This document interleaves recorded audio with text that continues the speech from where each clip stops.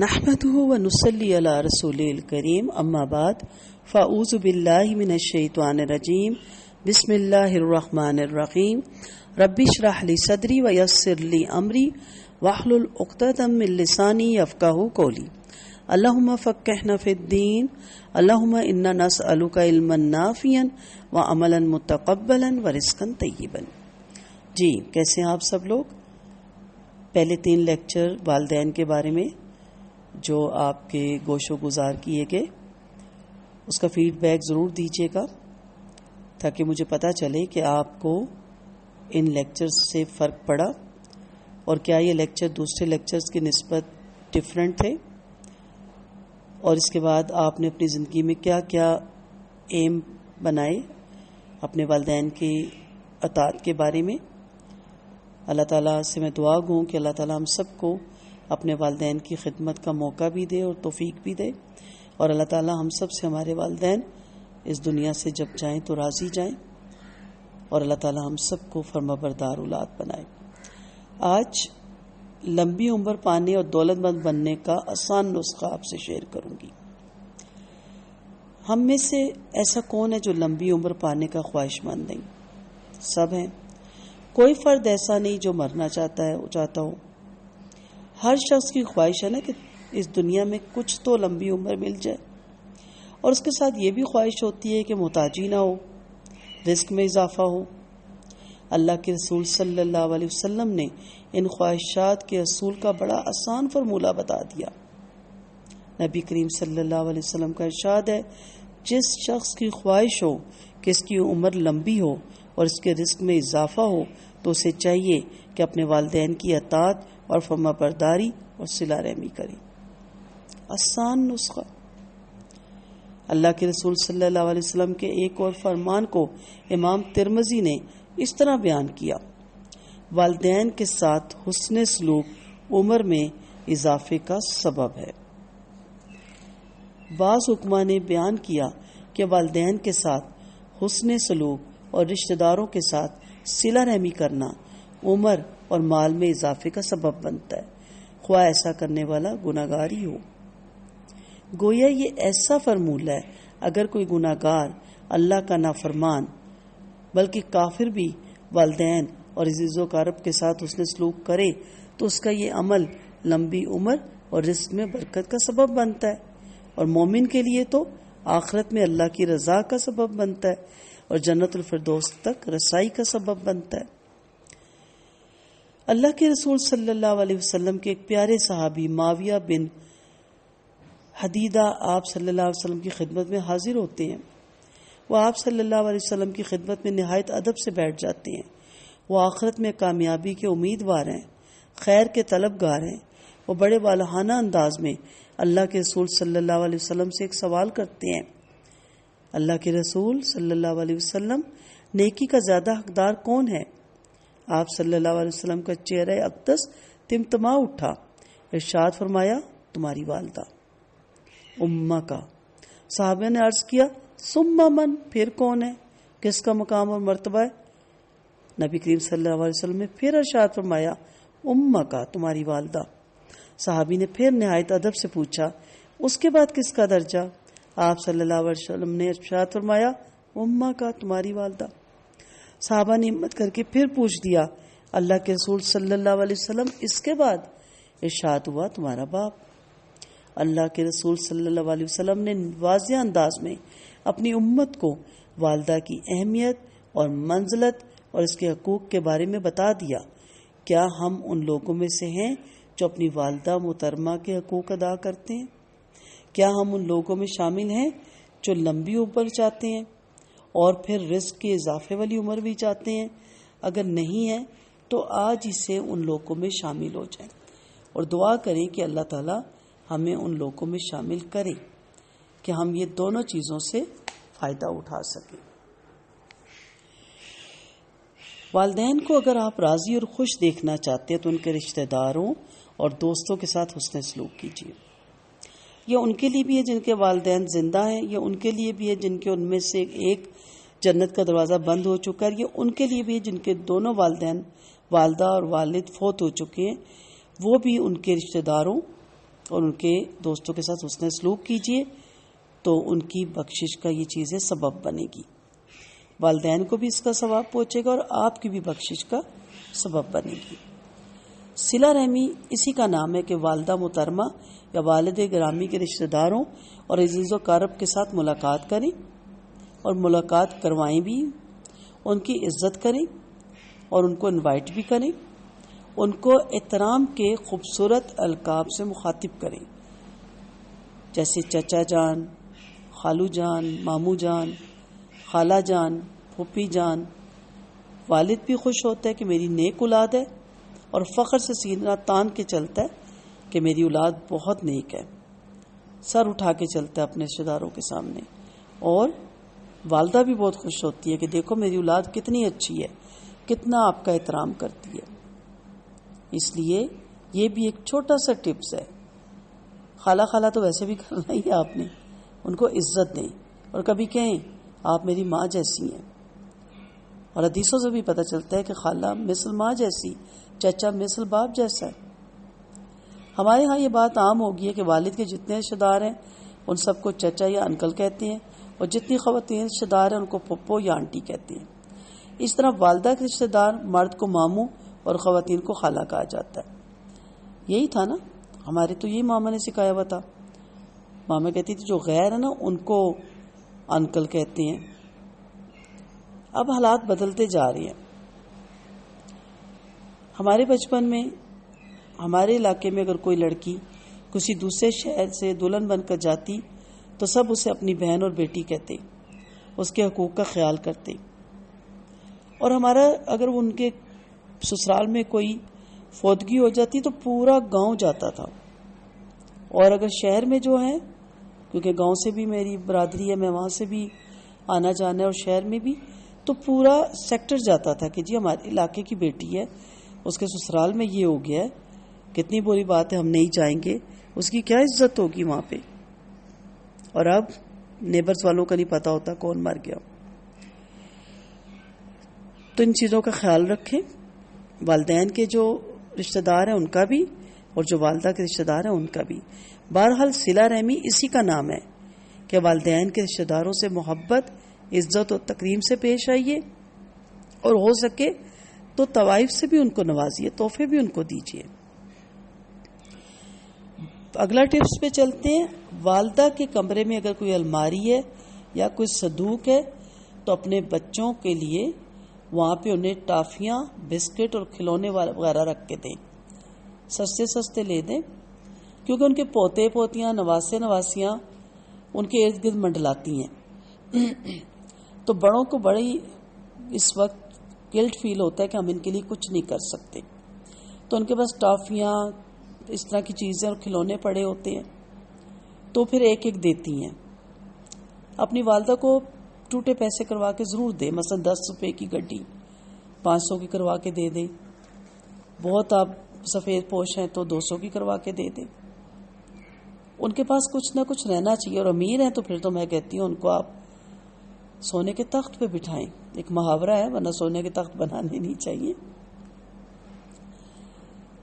تو ایسا جب ہوگا نا تو جب بچے ملنے آئیں گے تو وہ ان کو یہ ٹافیاں اور کھلونے دیں گی.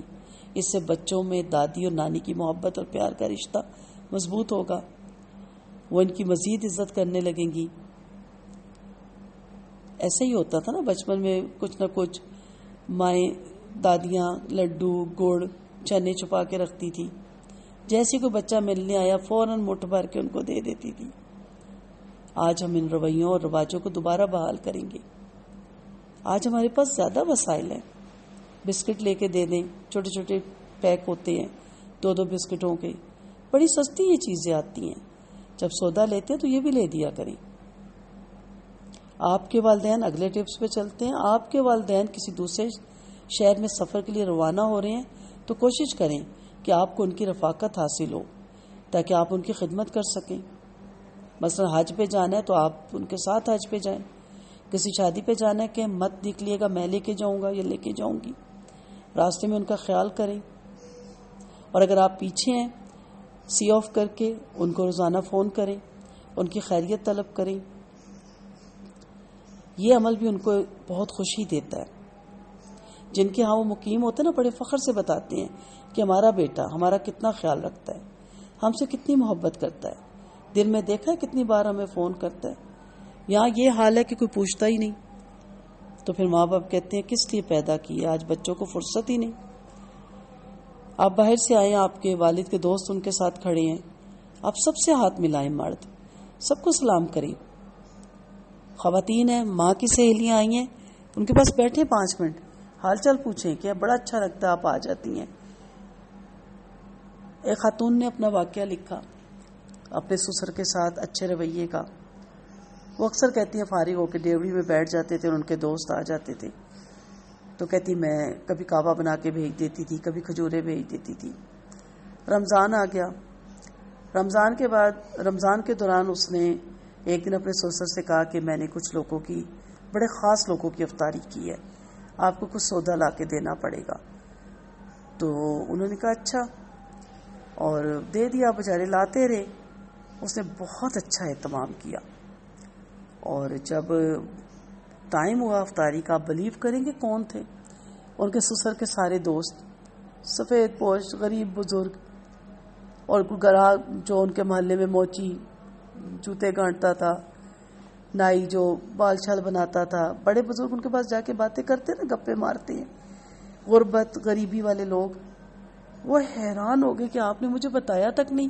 اس نے کہا آپ کے لیے سرپرائز ہے.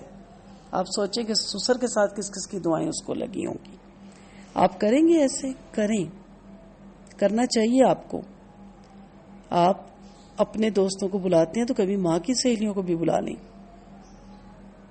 آپ اپنے رشتہ داروں کو جو نئے نئے بنے ہیں، آپ کبھی باپ کے رشتہ داروں کو بھی بلا لیں. کریں ان کی دعوت، افطاریاں کریں ان کی، استطاعت دیکھ کے. بڑے فخر سے وہ کہتے ہیں، ساتھ ساتھ یہ بھی کہتے ہیں بیٹا نہ کرو تمہارے پیسے لگ جائیں گے، لیکن فخر بھی کرتے ہیں کہ میرا یہ بیٹا کس قدر خیال رکھتا ہے میرے بھائیوں کا، میری بہنوں کا. پھوپھیوں آتی ہیں تو کس طرح آگے پیچھے ہوتے ہیں یہ بچے، کس طرح بچوں پھوپھیوں کے لیے اہتمام کرتے ہیں. ہمارے ہاں تو پھوپھیوں کی اتنی برائیاں کی جاتی ہیں کہ بچے دور ہی ہو جاتے ہیں. پھر اگر خدا نہ خواستہ زندگی میں دکھ سکھ لگے آئے ہیں، کوئی حادثہ ہو جائے، کوئی غم ہو جائے، تو اس کی خبر بڑے احتیاط سے، محتاط اندازے میں، صبر تحمل کے ساتھ دیں کہ جب دنیا میں آئے ہیں تو یہ باری لگی ہوئی ہے، کوئی پہلے جائے گا کوئی بعد میں. ان سے کہیں کہ گھبرانے کی کوئی بات نہیں ہے، کوئی ایکسیڈنٹ ہے تو انشاءاللہ ہم پوری زور لگائیں گے اس کو بچانے کی. بچانا تو اللہ کی ذات نے ہے، آپ فکر نہ کریں، ہم اچھے سے اچھے ڈاکٹر لائیں گے. اگر ان کی فیملی میں میکے میں بھی کوئی اگر ہے تو جائیں، پتہ کریں ان کا، تاکہ ان کو تسلی ہو کہ میں نہیں جا سکتی بڑھاپے کی وجہ سے، تو یہ روز جاتے ہیں، اور انہیں بھی وزٹ کروائیں، انہیں تسلی دیں. آپ مطمئن رہیں، اللہ تعالیٰ جلد ہی اس مشکل کو آسان کر دے گا. بس آپ دعا کریں، کوشش کریں کہ ان کے سامنے صدمے کی خبر بار بار نہ بیان کریں، اور بار بار بتائیں بھی مت کہ ہوا کیا. اور پھر سب سے بڑی بات، ساس بہو کی انبن. اکثر گھروں میں یہ ہوتا ہے، اکثر ایسا ہو جاتا ہے، میاں بیوی میں اس بات پہ اختلاف ہو جاتا ہے. اس صورت میں اپنے والدین کو جہاں تک ممکن ہے ریلیکس رکھیں، کوشش کریں کہ صلح کروائیں، نہ کہ آپ ایک گروپ کے ساتھ مل جائیں. بھابھی کے ساتھ انبن ہوئی ہے تو پازیٹیو باتیں کریں کہ امی آپ ہی بیاہ کے لائے ہیں اتنی چاہ سے، اور اب آپ ایسے کر رہی ہیں تو کیا ہے، ہم بھی تو کرتے تھے نا، ہم سے بھی تو غلطیاں ہوتی تھی نا، ہم سے تو آپ ناراض نہیں ہوتی تھی، اس سے کیوں ہو جاتی ہیں. بھابھی کو بھی کہیں ماں کہتی تھی نا آپ کو بہت کچھ، ماں کی بات بری نہیں لگتی تھی، ان کی کیوں بری لگتی ہے. ریلیکس رکھو اپنے آپ کو، بڑی ہو گئی ہیں وہ، عمر کے حصے میں وہ کبھی ناراض ہوں گی کبھی راضی. پلیز اس کو ایشو نہ بنائیں، مزید کان نہ بھریں کہ ہم تو پہلے ہی دیکھ رہے تھے، ہم آپ کو کچھ کہتے نہیں تھے، یہ تو ہے ہی ایسی ہیں، آپ ہی نے سر پہ چڑھایا ہوا. اوائڈ کریں، ٹھیک ہے. اور آپس میں بھی انبن ہو جائے تو ماں کو نہ بتائیں، کیونکہ آپ ذرا سا بھی پریشان ہوتے ہیں نا تو آپ سے کہیں زیادہ پریشان ہو جاتی ہیں. کوشش کریں کہ اپنی پریشانیاں ان کو نہ بتائیں، خاص طور پہ اپنے ازواجی زندگی کے اختلافات اور رنجشیں اس کا علم والدین کو نہ ہونے دیں، اسے خود ہی حل کریں. اور پھر دیکھیں اکثر لڑائی ہوتی ہے اور شام تک صلح بھی ہو جاتی ہے. تھک ماں باپ کو فون نہ کر دیا کریں، ماں باپ کو پریشان نہ ہونے دیا کریں. پھر اپنی والدہ کے سامنے، والدین کے سامنے ان لوگوں کی تعریفیں نہ صرف کریں جن سے ان کا کوئی تعلق نہیں، غیر ضروری تعریفیں نہ کیا کریں، ان کی کریں جن سے ان کا تعلق ہے، وہ خوش ہوتی ہیں کہ دیکھیں آپ کے پوتے نے کتنے اچھے نمبر لیے. والدہ کو غیر ضروری باتیں بتانے کی بالکل ضرورت نہیں ہے، ٹھیک ہے، جس سے ان کا کوئی تعلق نہیں، جو ان کو دکھ دیتی ہیں یا جو ان کو اذیت دیتی ہیں. اس لیے کوشش کریں کہ آپ اپنی والدہ سے وہی باتیں کریں جس سے ان کو سکون ملے. کوشش کریں والدہ اور اہلیہ دونوں کے حقوق ادا کریں، ان کے درمیان محبت، پیار، الفت اور احترام کا رشتہ قائم رہے، اور دونوں کو مناسب وقت دیں. والدہ کو یہ احساس نہ ہونے دیں کہ بیٹے کی شادی کے بعد ان کا حق گھٹ گیا یا اس میں کوئی شریک ہو گیا. بہن بھائیوں کے ساتھ تعلقات بہت اچھے رکھیں. اگر کبھی آپ اور آپ کے بہن بھائیوں میں اختلاف ہو جائے تو اسے اپنی والدہ کے سامنے نیگیٹو طور پہ پیش نہ کریں، اور ہمیشہ بہن بھائیوں کے ساتھ بنا کے رکھیں، کیونکہ ماں اپنے بچوں کو سب کو اکٹھا دیکھنا چاہتی ہے. اگر والدین دینی تعلیم میں کچھ کم ہیں یا دینی تعلیم زیادہ نہیں تو آپ پر ذمہ داری ایک اور بڑھ جاتی ہے. حکمت کے ساتھ، سوچ سمجھ کے ساتھ، سمجھداری کے ساتھ ان سے پیش آئیں، خوش اسلوبی سے ان کی خدمت جاری رکھیں، اور ان کو یہ احساس نہ ہونے دیں کہ ان کو تو کچھ بھی معلوم نہیں. آپ کو ان کی علمی کمی بڑی احتیاط اور احترام سے پوری کرنی چاہیے. کبھی ان کی خدمت میں صحیح دینی معلومات کی کوئی عمدہ کتاب پیش کریں. ان پڑھ ہیں تو آڈیو سنائیں عالم کی کہ اس کو سنا کریں، یہ بہت اچھا مقرر ہے. دینی مجالس میں لے جایا کریں، انہیں لے جانے کی سہولت دیں انہیں، تاکہ وہ کہیں خدا نخواستہ بے دینی سے یا شرک میں یا بدعت میں اس دنیا سے نہ چلے جائیں. علمی محفلوں میں بیٹھے تو وہ سوچیں کہ اچھا ہم نے تو ساری زندگی یہ سنا تھا. انہیں بتائیں کہ قرآن کیا کہتا ہے، حدیثیں کیا کہتی ہیں. سفر میں ان کے غلام بن کے رہیں، ان کی خدمت کریں، قدم قدم پہ ان کی رہنمائی کریں.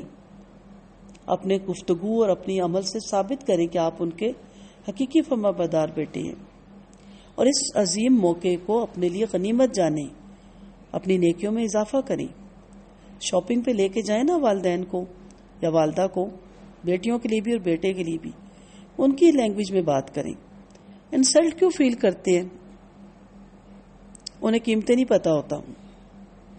پنجابی میں بتائیں، اردو میں بتائیں، پشتو ہے، پٹھان ہے، آپ پشتو میں بتائیں. اسے کہ کھولو بھائی ساری چیزیں میری والدہ کے سامنے رکھو، جو انہیں پسند ہے گی وہ لیں گی. یہ نہیں کہ باپ کے لیے ہم سب کچھ کھلوائیں. میں اپنی والدہ کو لے کے جاتی ہوں، جب انہوں نے جوتے خریدنے ہوتے ہیں میں انہیں بٹھا دیتی ہوں اور دکاندار سے کہتی ہوں سافٹ نکالیں، گڈ لکنگ بھی ہوں، سافٹ بھی ہوں، اور میری والدہ کا پاؤں بھی نہ دکھے. پھر وہ اتنے الرٹ ہو جاتے ہیں، وہ سمجھ جاتے ہیں. میں کہتی ہوں آرام سے پہنیں، اب چلیں، چل کے دیکھیں، دکھ رہا ہے اتار دیں. نہیں چاہیے ایسا، پوری چاہے گھنٹہ لگ جائے. میں کہتی ہوں دوسرا نکالیں، دوسرا نکالیں. جب وہ ریلیکس ہوں، وہ اس پہ مطمئن ہو، میں کہتی ہوں ہاں اب یہ دے دیں. یہ بتانا اس لیے ضروری سمجھا کہ اس پہ عمل کرتی ہوں میں، اور آپ کو بھی اسی لیے بتا رہی ہوں کہ آپ عمل کریں.